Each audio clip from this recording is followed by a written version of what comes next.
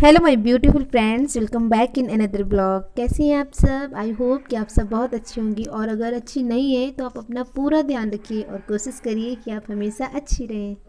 और इसके लिए आपको अपनों के साथ साथ अपने ऊपर भी बहुत ध्यान देना होगा, क्योंकि आप अपनों का ख्याल रखते रखते अक्सर भूल जाती हैं कि आपको भी अपना ध्यान रखने की बहुत ज़्यादा ज़रूरत है। क्योंकि जब आप ठीक होंगी, जब आप स्वस्थ होंगी, तभी आप अपनों का ध्यान रख पाएंगी। तो अब आप कहेंगे अपनी देखभाल, ये क्या बात हुई? घर में इतना काम होता है कि हमें हमारे बारे में सोचने का वक्त ही नहीं मिलता। और क्या करना अपना ध्यान रख के? जब हमारे बच्चे ठीक हैं, हमारे हस्बैंड ठीक हैं, हमारे फैमिली मेम्बर्स ठीक हैं, तो हम भी ठीक हैं।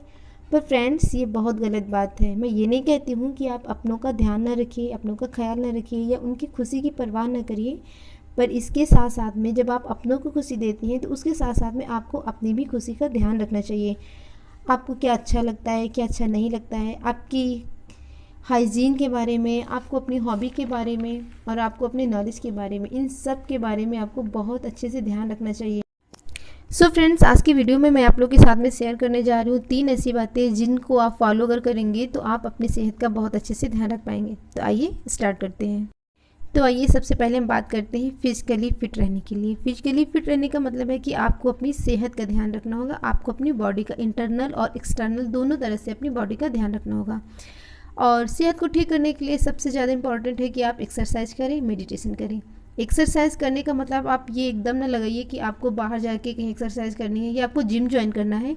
एक्सरसाइज करने का मतलब है कि आप अपनी बॉडी को एक्टिव रखेंगे। इसके लिए आप टहल सकते हैं, तेज़ तेज़ चलना, सीढ़ियाँ चढ़ना उतरना, ये भी अगर आप करेंगे तो आपकी बॉडी की एक्सरसाइज अच्छे से हो जाएगी। अगर आप ज़्यादा टाइम अपने शरीर को नहीं दे सकते तो आप बस 10 मिनट की एक्सरसाइज पर डे करिए। इतना ही करने से 10 मिनट अगर अपनी छत पे भी आप जोर जोर से चलते हैं, टहलते हैं, तो इससे भी आपकी एक्सरसाइज हो जाएगी।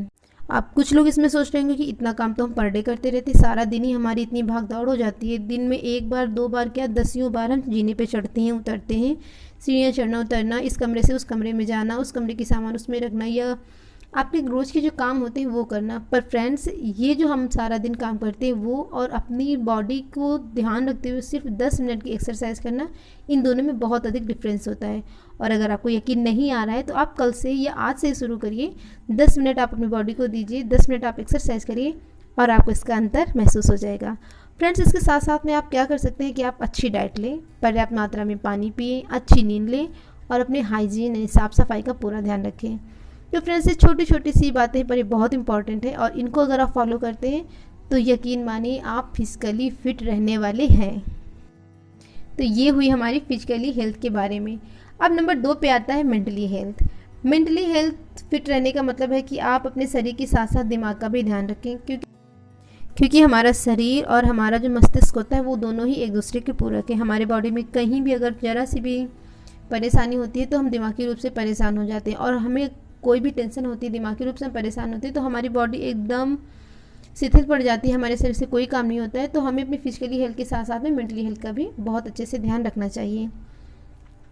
फ्रेंड्स, इसके बारे में आप क्या कर सकते हैं कि अपने दिमाग से निगेटिव बातों को एकदम हटा दीजिए। अपने माइंड में निगेटिव बातों को आने ही ना दीजिए, क्योंकि जो निगेटिव बातें होती हैं ये हमें बहुत ज़्यादा मानसिक तनाव देती हैं, और बहुत अधिक समय तक किसी बात को सोचते रहने से, उस बात की टेंशन लेने से आप बीमार भी पड़ सकते हैं। तो इन सब से बचने के लिए आप सबसे पहले कर सकते हैं कि आप किसी भी बात को अपने मन में, अपने दिमाग में लेकर के ना बैठें। जैसे ही कोई बात हो, कुछ समय के लिए इस पर ध्यान दें, सोचिए समझे, उसके बाद में उसको दिमाग से हटा दें। अगर गलती आपकी है तो सॉरी बोलिए, क्योंकि गलती करने के बाद में, गलती का एहसास होने के बाद में उसको सॉरी बोल देना ही बेहतर रहता है। बहुत समय तक अपने आप को गिल्ट में रखना ये भी अच्छा नहीं होता है। और अगर गलती दूसरे की है तो उससे आप बात करिए, नहीं भी बात कर सकती हैं तो उसके सॉरी कहने से पहले ही आप उसको माफ़ कर दीजिए। और यकीन मानिए, खुद की गलती पे सॉरी बोलने से और दूसरे की गलती होने पर उसके सॉरी ना बोलने पर भी अगर आप उससे माफ़ कर देते हैं तो इससे आपको बहुत ज़्यादा सुकून मिलने वाला होता है। और अपने आप को स्वस्थ रखने के लिए, दिमागी रूप से स्वस्थ रखने के लिए बहुत ज़रूरी है कि आप अपने आप को बिजी रखिए। सबकी बातों में या सबकी लाइफ में इंटरफेयर करने की आदत अगर आपकी है तो उसे आप आज ही, अभी, तुरंत की तुरंत ही छोड़ दीजिए। और सबसे अच्छा है कि फालतू की गॉसिप करने से बेहतर है कि आप बुक्स पढ़ने की हैबिट को डालिए, क्योंकि जब आप बुक्स पढ़ते हैं तो उससे आपको कुछ ना कुछ नॉलेज मिलता रहता है। तो इससे भी आप अपने दिमागी रूप से अपने आप को स्वस्थ रख सकते हैं। सो फ्रेंड्स, अगर आप इन छोटी छोटी बातों को ध्यान रखेंगे और फालतू की गॉसिप से दूर रहेंगे तो यकीन मानिए कि आप अपने आपके शरीर के साथ साथ अपने दिमाग का भी बहुत अच्छे से ध्यान रख रहे हैं। फ्रेंड्स, अब इसके बाद में बात नंबर 3 पे ये आती है कि हमें अपने आप को फिट रखना है, तो इसके लिए आप हेल्प लीजिए। मदद लेना कोई भी बुरी बात नहीं होती है, और ये कहीं नहीं लिखा है कि गृहिणी होने के नाते, एक औरत होने के नाते आप ही सारे घर की जिम्मेदारी ले, सारे काम खुद ही करने की कोशिश मत करिए।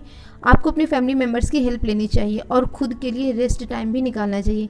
हेल्प लेना कोई भी गलत बात नहीं है। मदद तो बाहर वालों से भी अगर आप ले रहे हैं तो उसमें भी आपको शर्म नहीं लेनी चाहिए। फिर यहाँ पे तो हम अभी अपने घर वालों की हेल्प लेने की बात कर रहे हैं, तो लोगों की हेल्प लीजिए और अपने लिए और अपनी फैमिली के लिए भी टाइम निकालिए। देखिए, घर को संभालने की जिम्मेदारी जितनी आपकी है उतनी ही घर के अन्य सदस्यों की भी होती है। तो कुछ काम आप करिए, कुछ काम आप घर के दूसरे सदस्यों को दे सकते हैं। तो इसके लिए आप घर के कामों को डिवाइड करना सीखें। छोटे छोटे काम जो होते हैं वो अपने बच्चों के साथ में करवाइए, बच्चों को दीजिए। इससे क्या होगा कि बच्चे बिजी रहेंगे, बच्चों को काम करने की हैबिट पड़ेगी, और इस नाते आप उनसे काम तो ले ही रहे हैं, साथ में आप उन्हें सिखा भी रहे हैं, क्योंकि इन फ्यूचर उन्हें भी इन सारे दौर से गुजरना पड़ेगा, छोटे छोटे कामों को करना पड़ेगा। तो जो आपको लग रहा है कि इन कामों को करने से उनकी स्टडी डिस्टर्ब नहीं हो रही है, तो आप उनकी मदद ले सकते हैं, उन्हें वो काम करने के लिए बोल सकते हैं।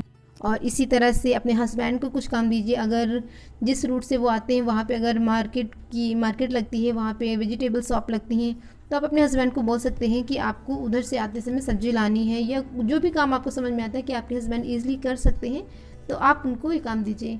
और घर के बुजुर्ग लोगों से भी आप मदद ले सकते हैं। इसमें कुछ भी गलत नहीं है कि आप सोचें कि कोई आपसे कहेगा कि ये घर के बुजुर्ग लोगों से काम कराते हैं, ऐसा एकदम भी नहीं है। छोटे छोटे काम जो वो आसानी से कर सकते हैं, इसमें उनको अच्छा लगे, जिन चीज़ों में उनको इंटरेस्ट होता है, वो काम आप उनसे करवा सकते हैं।